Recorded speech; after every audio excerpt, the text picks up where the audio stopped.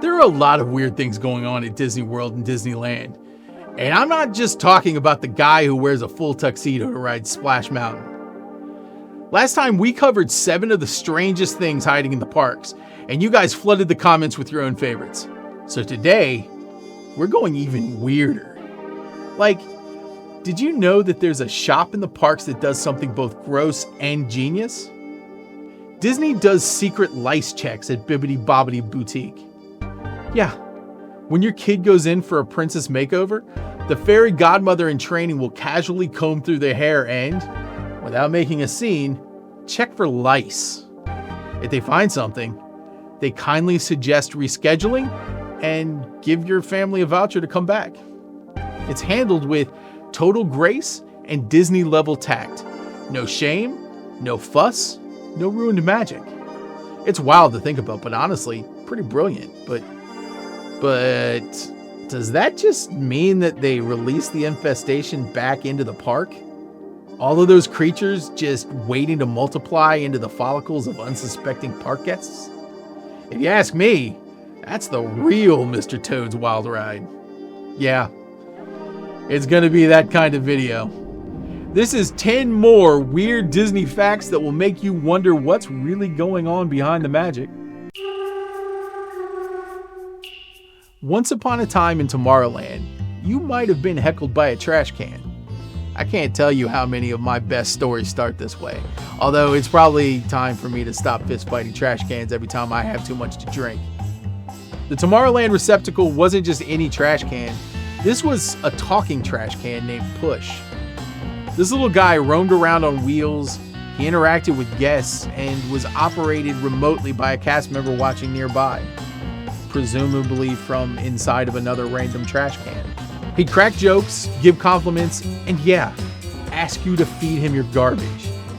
He was charming and low-key hilarious. Geez, this trash can kind of sounds like me. I wonder if I can sue him for unauthorized impersonation.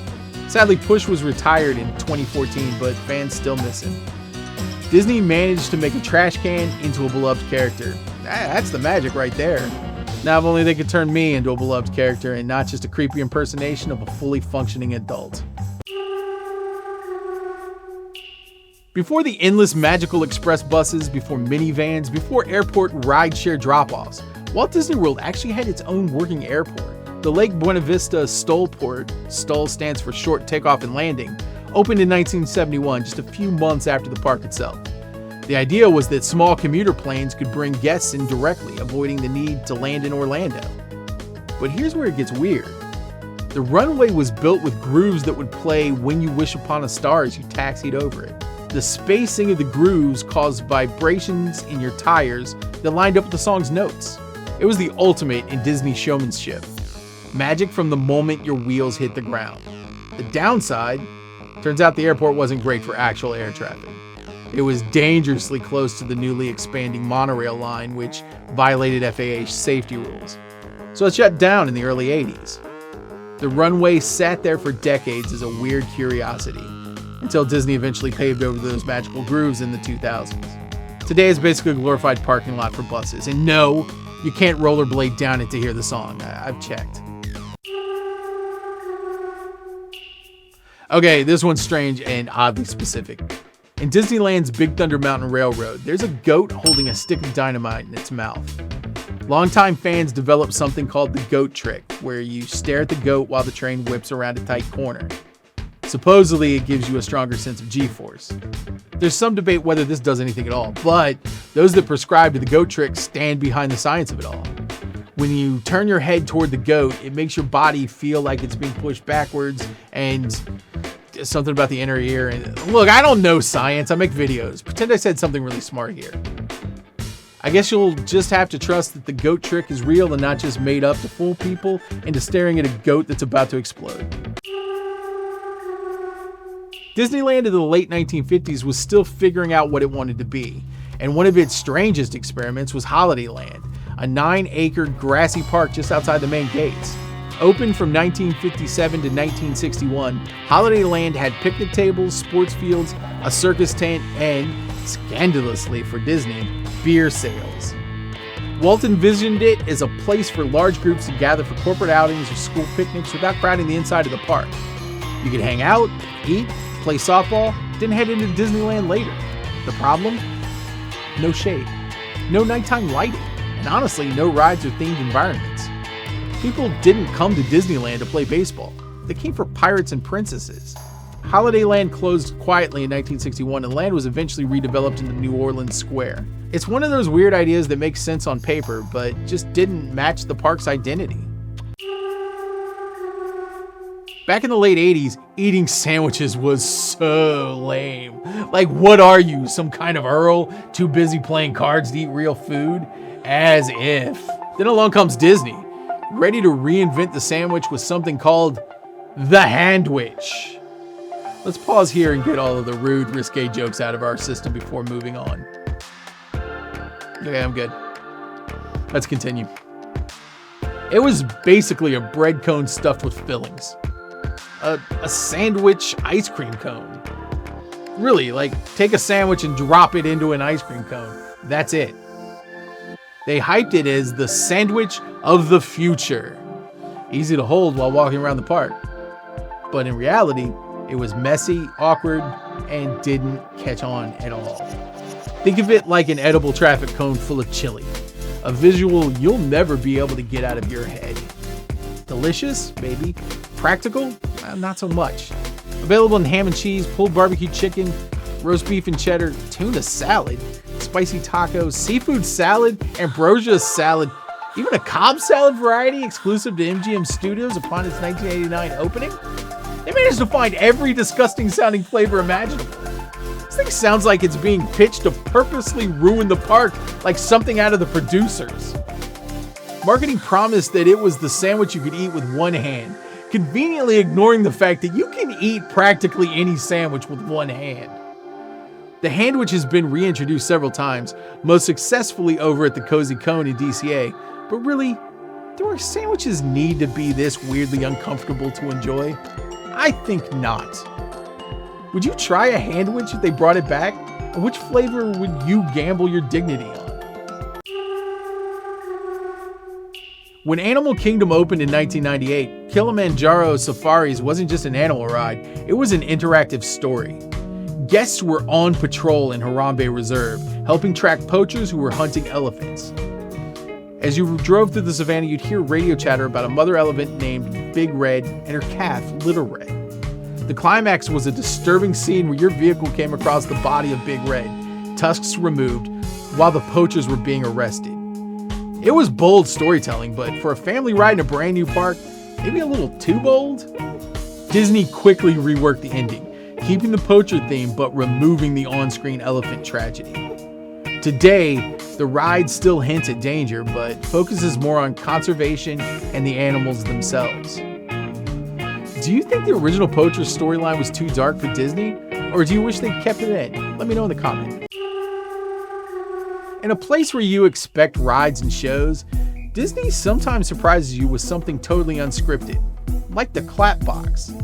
It's literally a small square taped on the ground in certain areas. Step into it, and nearby cast members will break into applause, cheering for you like you've just saved the galaxy.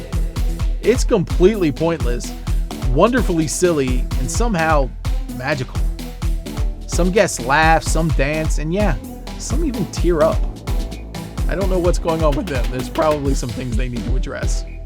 Nobody really knows who started the clapbox tradition. It seems to pop up here and there, mostly at random, and not even all cast members have heard of it. But when it happens, it's a reminder that Disney magic doesn't always come from Imagineer's blueprint. Sometimes it's just from people making each other smile. If you've ever wandered into Walt Disney's enchanted Tiki room in the Magic Kingdom, you know it's charming, whimsical, and just a little bit retro. But in the late 90s, Disney decided the show needed an update and some of that 90s edge. That update came in the form of two characters, Iago from Aladdin and Zazu from The Lion King. The enchanted Tiki room under new management was exactly what it sounds like. Iago was loud, sarcastic, and not at all interested in the original show's mellow island vibes. Zazu tried to keep things on track, but the whole thing felt like Disney was trying way too hard to be hip in 1998. Gone were the soothing songs and tropical charm. Instead, guests got a lot of yelling, pop culture references, and awkward attempts at modernization. Fans were not thrilled.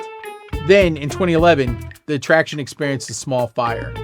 Iago's animatronic was reportedly damaged, and Disney took the opportunity to quietly close the show and bring back a version closer to the original. So yeah, the fans won. The birds were no longer under new management. And it might be the only time in Disney history where an electrical fire was met with applause. We recently lost our beloved Muppet Vision 3D in Disney's Hollywood studios as it begins to transform into Monstropolis. But this isn't the first time we've lost the attraction. When the West Coast version of Muppet Vision 3D closed in California Adventure, fans literally held a mock funeral. People wore black, someone played sad music, there were eulogies. Back in 2014, DCA didn't even have the decency to replace it with something cool like Monsters Inc., instead opting to oust the Muppets from the theater so they could move in a Frozen sing-along. Killing Jim Henson's final gift to the world with some rehashed group karaoke. The funeral was dramatic, it was ridiculous, it was kind of beautiful. That's the kind of fan dedication that makes Disney fandom so weird and so wonderful. It's unfortunate that fans had to come together again for the very same death 11 years later. Let's end on one that's more awkward than weird. EPCOT once had a show all about how babies are made. Because that's what I want when I visit a Disney park, a sex education class. But instead of listening to an underpaid gym coach explain the wonders of procreation, we were blessed with the comic stylings of everyone's favorite sex symbol, Martin Short. It was part of the Wonders of Life Pavilion, and it featured childhood flashbacks, doctor visits, and a very gentle cartoon about conception. It was tasteful, sure, but imagine being a kid on vacation and stumbling into that with your parents. I'm starting to think that closing the Wonders of Life Pavilion was better for all of us. Was there ever an attraction there that wasn't disgusting? The Making of Me quietly closed in 2007 and hasn't been mentioned since. But I'm sure that those who remember it often bring it up with their therapist, still unable to process the trauma it caused. Do you ever see this show? And if you did, are you still in therapy? Let me know in the comments. So there you go. 10 more weird things at Disney parks. From trash cans with a personality, to goat-based physics, to alleged attraction arson, and what I can only guess is insurance fraud. The magic is always just a little bizarre. Did I miss your favorite piece of Disney weirdness? Drop it in the comments and maybe it'll make the list. If you enjoyed this video, hit the like button and subscribe for more weird facts from the soft underbelly of the Disney parks. See you guys next time. I gotta go plan another fire. It might rhyme with Journey into Imagination Pavilion. I wonder if I burn that down, if they'll just bring back the old Journey into Imagination. I admit to nothing. Oh my god, this is gonna suck if the Journey to Imagination Pavilion completely burns down.